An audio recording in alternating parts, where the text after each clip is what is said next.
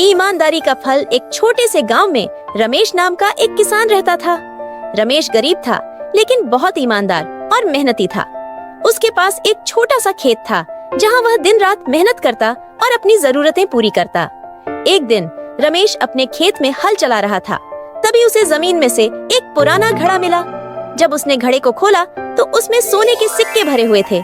रमेश बहुत खुश हुआ, लेकिन उसे समझ नहीं आ रहा था कि वह इन सिक्कों का क्या करे। रमेश ने सोचा, ये सिक्के मेरे नहीं हैं। यह सही नहीं होगा कि मैं इन्हें अपने पास रखूं। मुझे इन्हें गांव के मुखिया को सौंप देना चाहिए।